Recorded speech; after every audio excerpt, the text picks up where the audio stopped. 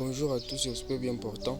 Dans cette vidéo, nous allons voir 5 maladies les plus courantes chez les lapins, mais aussi nous allons voir les agents causaux de ces maladies, mais aussi nous allons voir les symptômes de ces maladies. Lorsqu'il y a la présence de ces maladies, les symptômes que vos lapins vont manifester lorsqu'il y a la présence de ces maladies chez vos lapins. Alors, prenez soin de vous abonner et activez la cloche de notification pour ne pas manquer des prochaines vidéos qui seront publiées sur notre chaîne YouTube et TikTok. Alors, let's go! Numéro 1, nous avons la coccidiose. La coccidiose, c'est une maladie parasitaire chez les lapins causée par les protozoaires d'Hijars et Hymera. Les protozoaires d'Hijars et Hymera ce sont ces protozoaires qui sont responsables de la coccidiose chez les lapins. Je vais vous montrer trois éléments ou trois symptômes que votre lapin va manifester lorsque votre lapin est atteint par la coccidiose. Le premier symptôme, c'est quoi? C'est la diarrhée. La diarrhée est souvent mélangée avec du sang. Le deuxième élément, c'est quoi? C'est un amaigrissement total. Vous allez voir votre lapin maigrir progressivement. Le troisième élément, c'est quoi? C'est la faiblesse. Votre lapin, malgré que vous donnez la nourriture, ne mange pas. Et comme votre lapin ne mange pas, votre lapin sera faible. Même la force de se déplacer, votre lapin n'aura pas cette force-là. Alors, la maladie, c'est quoi? C'est les coryza. Les coryza chez les lapins, on appelle souvent le rhume du lapin. Beaucoup de gens appellent ça rhume du lapin. Ou les coryza, les autres appellent ça coryza, les autres appellent ça le rhume du lapin. C'est une maladie bactérienne chez les lapins causée par des bactéries, notamment le Pasteurella miltocida, mais aussi le Pasteurella bordetella. Ce sont ces deux bactéries responsables du coryza chez les lapins. Alors, le Pasteurella englobe les genres Cocobacilles chez Cocobacilles. Là, ceux qui ont étudié la microbiologie à l'école savent ce que je parle là. Mais le cocobacille, c'est une forme microscopique. Des bactéries. Ces bactéries, c'est l'intermédiaire entre les coccus. Les coccus, lorsqu'on parle des coccus, on parle d'une bactérie de forme sphérique. Et lorsqu'on parle des bacilles, ce sont des bactéries de forme allongée ou bâtonnée. Alors, ce sont ces bactéries qui sont responsables du coryza ou rhume du lapin chez les lapins. Alors, je vais vous montrer trois éléments trois symptômes qui vont se présenter chez votre lapin lorsque votre lapin est atteint par les coryza. Le premier élément, c'est l'éternuement. Votre lapin va commencer à éternuer. Donc là, votre lapin est atteint par les coryza.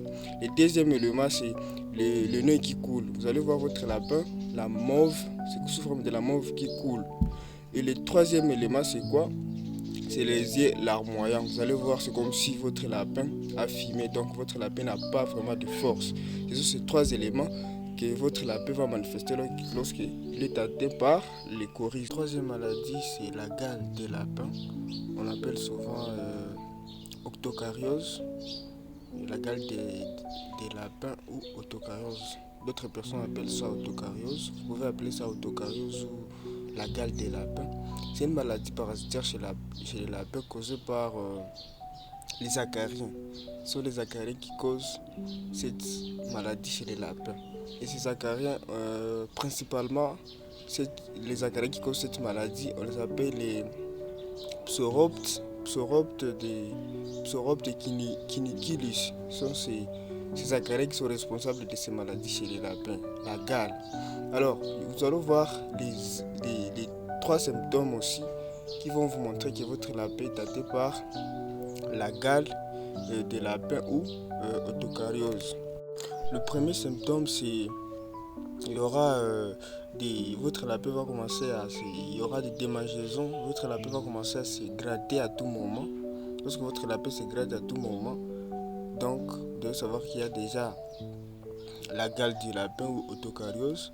Le deuxième élément, c'est quoi? Il y aura ce qu'on appelle les croûtes des oreilles. Vous allez voir dans les oreilles de vos lapins. C'est pourquoi je conseille toujours aux cuniculteurs de vérifier les oreilles de leurs lapins tous les jours. c'est très important. Vous allez voir, c'est comme s'il y a des boutons, il y a des choses dans les oreilles de vos lapins. Et le troisième élément, c'est quoi? Il y aura du sang qui va commencer à couler. Vous allez voir du sang qui coule dans les oreilles de vos lapins. Là déjà, vous devez savoir que votre lapin est atteint par l'autocariose ou la gale des lapins. La quatrième maladie, c'est la myxomatose. La myxomatose, c'est une maladie très grave chez les lapins. C'est une maladie vraiment très dangereuse chez les lapins. Lorsque votre lapin est atteint par la myxomatose, vraiment, il faut consulter un vétérinaire. Toutes ces maladies, il faut consulter un vétérinaire, mais la myxomatose, là, c'est une maladie très dangereuse chez les lapins. Très dangereuse. Alors, la myxomatose, c'est un virus. C'est un virus, et ce virus, l'agent transmetteur de ces virus, c'est quoi? Ce sont les moustiques.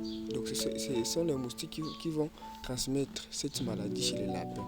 C'est pourquoi je conseille souvent aux cuniculteurs de faire l'entretien ou la propriété de l'air clapier chaque jour. C'est tellement important pour éviter la myxomatose. Dans l'autre vidéo, j'ai expliqué lorsque vous voulez vous lancer dans la cuniculture, les éléments importants à savoir avant de vous lancer. J'ai donné tous les éléments. Vous pouvez aller voir cette vidéo sur notre chaîne YouTube. Vraiment, j'ai donné tous les éléments importants lorsque vous êtes débutant, les éléments dont vous êtes censé savoir avant de vous lancer dans la cuniculture. Alors, la myxomatose, c'est une maladie très dangereuse chez les lapins. Vous devez vraiment consulter un vétérinaire. Et ce virus, c'est un virus, et ce virus le virus, l'agent transmetteur de ces virus ou l'agent vecteur de ces virus, ce sont les moustiques. C'est les moustiques. Je vais vous donner alors 3 éléments ou 3 symptômes qui vont occasionner la myxomatose chez les lapins. Alors, le premier élément, c'est quoi? C'est les gonflements des visages et des yeux. Vous allez voir, les yeux de vos lapins vont gonfler, mais aussi le visage de votre lapin vraiment gonfle. Donc là, vous devez savoir que c'est un symptôme de la myxomatose. Donc lorsque les yeux de votre lapin gonflent, mais aussi le visage de votre lapin gonfle, vous devez savoir que c'est un symptôme de la myxomatose.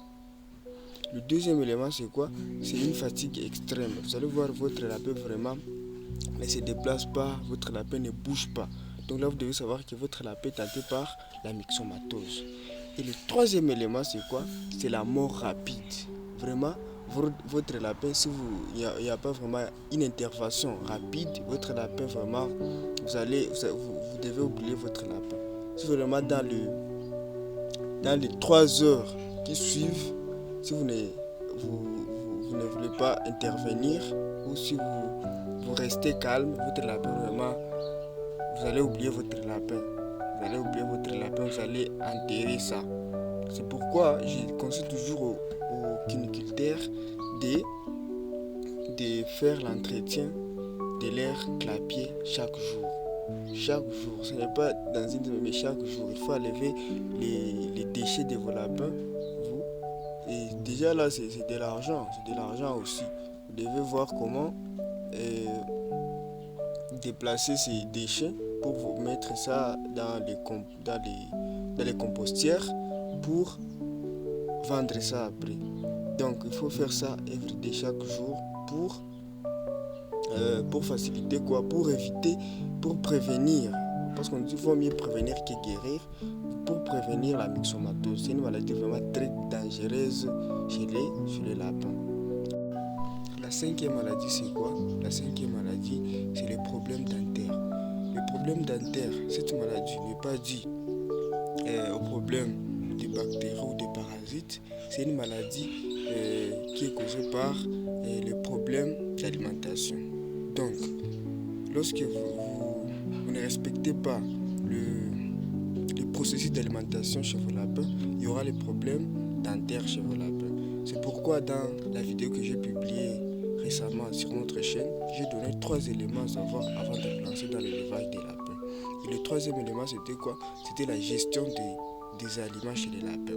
Je vous ai dit que dans l'alimentation des lapins, il doit avoir 70% des foins, des foins, sèches. Là, il veut dire qu'il doit avoir 70% des foins sèches et 20% des foins, des herbes ou des foins fraîches. 20% et 70% des foins ou des herbes sèches, 70% des herbes sèches et 20% des herbes euh, fraîches. Alors, les problèmes dentaires est dû à quoi? Est dû à l'absence dans l'alimentation, il y a l'absence de fibres ou il n'y a pas une grande quantité de fibres. Et les fibres, et les lapins tirent les fibres où? Dans les herbes. Lorsque vous ne donnez pas à vos lapins une grande quantité de herbes, votre lapin aura les problèmes dentaires. Mais aussi, un autre problème est dû à l'absence de calcium mais aussi aux vitamines D dans l'alimentation de vos lapins. Lorsqu'il y a l'absence de vitamine D il y a l'absence de calcium et de vitamine D dans l'alimentation de vos lapins, il y aura vraiment un problème. Vos lapins auront un problème un problème dentaire vraiment. C'est pourquoi il est conseillé de donner 70% des herbes fraîches, des herbes sèches plutôt à vos lapins, mais aussi 20% des herbes fraîches à vos lapins.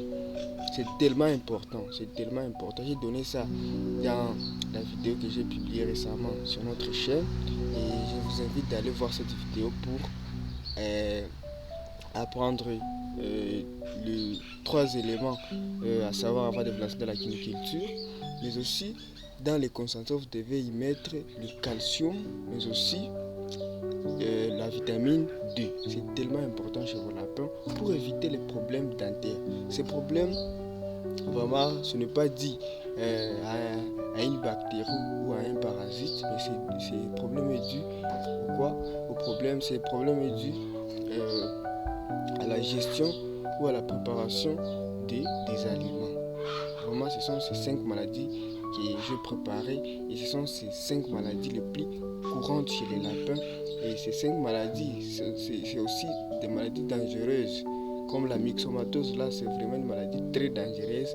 Même la gale des lapins, ou on appelle ça octoriose.